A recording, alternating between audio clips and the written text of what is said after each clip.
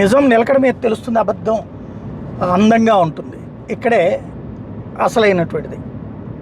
జగన్ మీద ద్వేషంతో, జగన్ మీద కోపంతో ఆంధ్రాకు వచ్చిన పెట్టుబడుల గురించి అబ్బెబ్బే రాలేదు అంటూ చెప్పాం.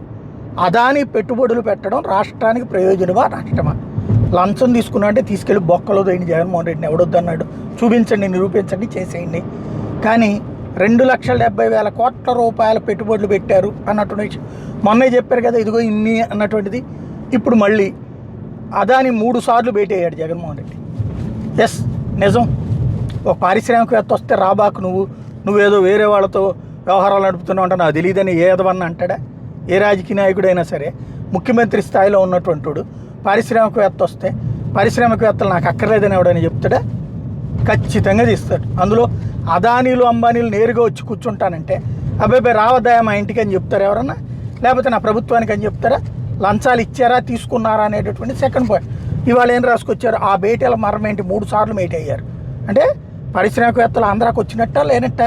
ఆనాడు పారిపోయారని ఎందుకు చెప్పారు మరి? అలాగే డబ్బులు పెట్టుబడి పెట్టినట్టా పెట్టనట్టా? ఇవాళ మాట్లాడదాం. దాంట్లో 1,00,000 కోట్ల రూపాయలు పెట్టారా, 2,00,000 కోట్లకు సంబంధించి లంచాలు ఇచ్చారు, 1,750 కోట్లు లంచాలు ఇచ్చారన్నట్టు. లంచాలు తీసుకుని పెట్టుబడులు పెడతారు, పెట్టుబడులకు ఓకే చేస్తారు అంటే ప్రతి ఒక్కడు, ఎవడు అనుమతి ఇచ్చే ప్రతి ఒక్కడు లంచాలు తీసుకున్నట్టే. లంచాలు తీసుకున్న పెట్టుబడులు పెడుతున్నాడంటే వాడికి ఇక్కడ మార్కెట్ ఉన్నట్టే. అదే సందర్భంలో లంచాలు తీసుకోవడం తప్ప రైట్ అంటే ఖచ్చితంగా తప్పే. పాయింట్ ఏంటంటే పెట్టుబడులు నాడు 10 పైసలు రాలేదన్నారు. ఇప్పుడు అబద్ధాల కోటలు ఒక్కొక్కటి బద్దలవుతున్నటువంటి దాంట్లో ఇది ఒకటి అవుతుంది.